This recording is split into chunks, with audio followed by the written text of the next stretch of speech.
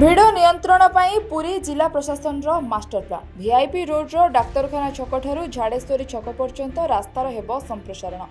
783 metre ରାସ୍ତାକୁ 4 lane କରାଯିବାକୁ ନିଷ୍ପତ୍ତି ହୋଇଥିବା ବେଳେ ପ୍ରାଥମିକ ପର୍ଯ୍ୟାୟରେ ଡାକ୍ତରଖାନା ଛକଠାରୁ ଝାଡ଼େଶ୍ୱରୀ ଛକ ପର୍ଯ୍ୟନ୍ତ ରାସ୍ତାର ମାପଚୁପ ଆରମ୍ଭ ହୋଇଥିବା କହିଛନ୍ତି ପୂର୍ତ୍ତ ବିଭାଗ ଅଧୀକ୍ଷଣ ଯନ୍ତ୍ରୀ।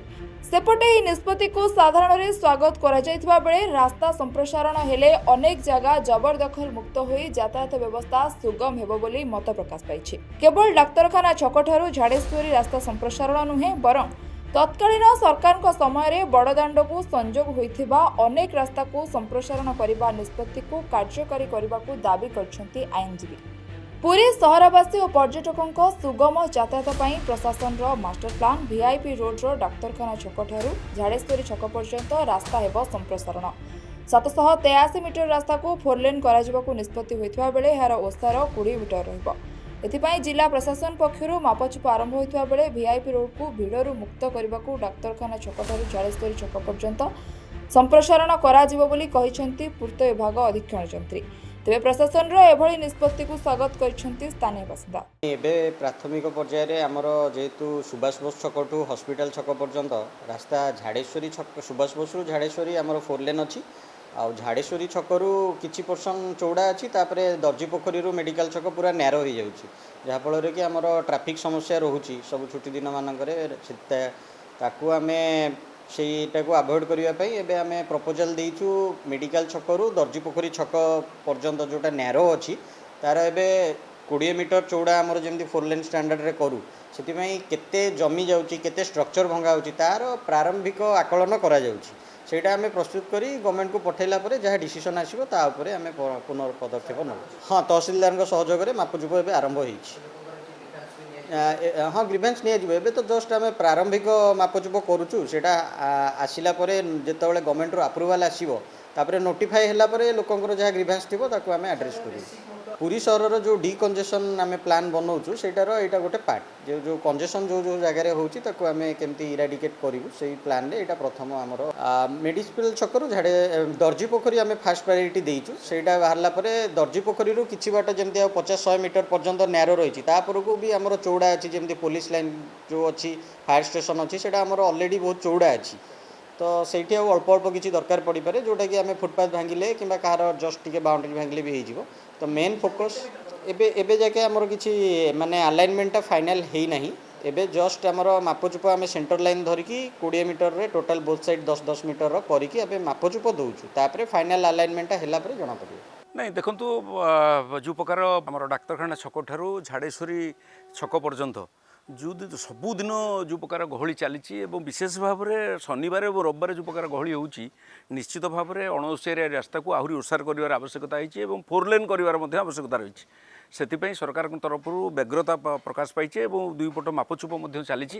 ଆମେ ଆଶା କରିବୁ ଏବଂ ସରକାରଙ୍କୁ ଅନୁରୋଧ ବି କରିବୁ ଯେ ଖୁବ୍ ଶୀଘ୍ର ୟାକୁ ଓସାର କରାଯାଉ ଏବଂ ଯେଉଁମାନଙ୍କର ଘର ଯାଉଛି ସେମାନଙ୍କୁ କମ୍ପେନସେସନ୍ ଦିଆଯାଇ ଏବଂ ତାହା ଚଳାଚଳ ପାଇଁ ବ୍ୟବସ୍ଥା କରାଯାଉ। ନହେଲେ ଯେଉଁ ପ୍ରକାର ଭାବରେ ଭିଡ଼ ହେଉଛି ପୁରୀ ସହର ଦିନକୁ ଦିନ ଏବଂ ଯେଉଁମାନେ ଯାତ୍ରୀ ଆସୁଛନ୍ତି ଏବଂ ସେଇଠି ଏକ ମୁଖ୍ୟ ରାସ୍ତା ଯେଉଁଟା ଷ୍ଟେସନରୁ ଆସିକରି ବସ୍ଷ୍ଟାଣ୍ଡ ପର୍ଯ୍ୟନ୍ତ ଏବଂ ବଡ଼ଦାଣ୍ଡ ପର୍ଯ୍ୟନ୍ତ ଲାଗିଛି, ନିହାତି ତାହା 4 ଲେନ୍ ହେବାର ଆବଶ୍ୟକତା ରହିଛି। ଆମେ ଆଶା କରୁଛୁ ଖୁବ୍ ଶୀଘ୍ର ସରକାର ନିଶ୍ଚିତ ଭାବେ କରିବ। ତା ସହିତ ପୁରୀର ଅନେକ ଗଳିକନ୍ଦି ରହିଛି ଯେଉଁଟାକୁ ନିହାତି ଭାବରେ ତାକୁ 4 ଲେନ୍ କରିବାର ଆବଶ୍ୟକତା ରହିଛି, କାରଣ ଦିନକୁ ଦିନ ଯେଉଁ ପ୍ରକାର ପର୍ଯ୍ୟଟକ ବଢ଼ୁଛନ୍ତି ତାହା ଆମର ଆବଶ୍ୟକତାର ଏକ ହେଇଛି, ଦରକାର ହେଇଛି। ତେଣୁ ଆମେ ଆଶା କରୁଛୁ ଏହାକୁ ସରକାର ଦୃଷ୍ଟି ଦେବେ ଏବଂ ପୁରୀର ସମସ୍ତ ରାସ୍ତାକୁ ଏଇ ରାସ୍ତା ସହିତ ଅନ୍ୟ ରାସ୍ତାକୁ ମଧ୍ୟ ଯୋଡ଼ିବେ।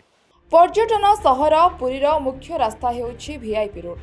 ଏହି ରୋଡ୍ ଦେଇ ସମୁଦ୍ରକୂଳ ସିଟି ରୋଡ୍କୁ ମୁଖ୍ୟ ସଂଯୋଗ ରାସ୍ତା ହୋଇଥିବା ବେଳେ ସର୍କିଟ୍ ହାଉସ୍, ଲୋକଭବନ, ଜିଲ୍ଲାପାଳ ଓ ଏସ୍ପିଙ୍କ କାର୍ଯ୍ୟାଳୟ ଯିବା ଲାଗି ଭିଆଇପି ରୋଡ୍ ମଧ୍ୟ ମୁଖ୍ୟ ରାସ୍ତା ଅଟେ। ଏହି ରାସ୍ତା ସମ୍ପ୍ରସାରଣ କରାଯାଇ 4 ଲେନ୍ କରିବାକୁ ନିଷ୍ପତ୍ତି ହୋଇଛି। ସେପଟେ ରାସ୍ତା ସମ୍ପ୍ରସାରଣ କରାଗଲେ ଜବରଦଖଲ ହଟିବା ସହ ଯାତାୟାତ ସୁଗମ ହେବ। ତେବେ ଅନେକ ରାସ୍ତାକୁ ସମ୍ପ୍ରସାରଣ କରିବା ନିଷ୍ପତ୍ତିରୁ ନିବୃତ୍ତ ରହିଥିବା ବେଳେ ବାଲିସାହି, ସ୍ୱର୍ଗଦ୍ୱାର, ଲୋକନାଥ ରୋଡ୍, ଦୋଳମଣ୍ଡପ ସାହି ରାସ୍ତାକୁ ସମ୍ପ୍ରସାରଣ କରାଗଲେ ଅନେକ ଭିଡ଼ରୁ ଭକ୍ତମାନେ ମୁକ୍ତ ହୋଇପାରିବେ ବୋଲି ବାର୍ ଆସୋସିଏସନ୍ ସମ୍ପାଦକ ପ୍ରତିକ୍ରିୟା ରଖିଛନ୍ତି। ତେବେ ପ୍ରଶାସନର ଏହି ନିଷ୍ପତ୍ତିକୁ ଆଇନଜୀବୀ ମହଲରେ ସ୍ୱାଗତ କରାଯାଇଛି। ଦେଖନ୍ତୁ, ପୁରୀ ସହର ପାଇଁ ଡାକ୍ତରଖାନା ଛକରୁ ଯଦି ଝାଡ଼େଶ୍ୱରୀ ପର୍ଯ୍ୟନ୍ତ 4 ଲେନ୍ ହେବ ସେଇଟା ସ୍ୱାଗତ ଯୋଗ୍ୟ କଥା।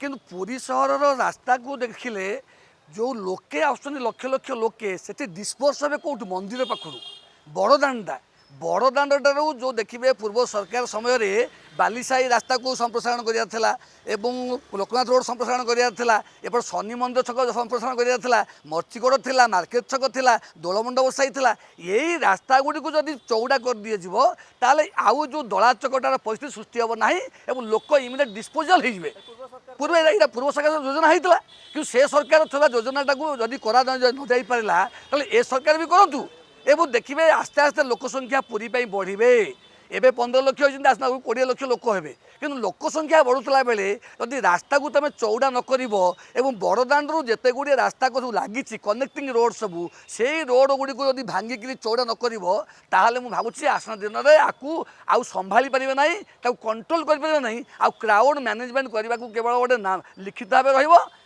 एक अलिखित भाव चुक्ति हम बोली भावुँ द्वितीय कथा हूँ यही जो रास्ता गुड़ कहली बालीसाही आगे कौन था जे मंदिर ठू स्वर्गद्वार देखा से रास्ता कहीं चौड़ा करूँ एप 56 छक बंद कहीं रास्ता चौड़ा करूँ निश्चित बीजेडी सरकार समय प्लान था ये प्लानटा को सरकार 2 वर्ष आसिले ये कहीं करूना एवं लास्ट रथरे कौन है लास्ट रथरे जदि रास्ता गुड़ी को तैयारी था ये गली गुड़ को चौड़ा कर मुझे डिस्पोजाल होता एत अघटन घटना कि ये जो स्टाम्पेड भाया अवस्था सृष्टि न था तेणु ए रोड हो ए रोड केवल वीआईपी मानी सहायक हम कि सेगुड़िक साधारण लोक मान सहायक हम बड़दाण्ड को कनेक्टिंग कर समस्त गली गुड़ी को अंतपक्षे संप्रसारण करा चौड़ा करा देखो गत जनवरी मासरे पूरी म्युनिसिपालिटी महानगर निगम को परिणत होइछि एवं यह परे परे राज्य सरकार को विभिन्न उन्नतिमूलक कार्यान्वयन सब होउछि ता परिलक्षित मध्य आपण देखि पारथिबे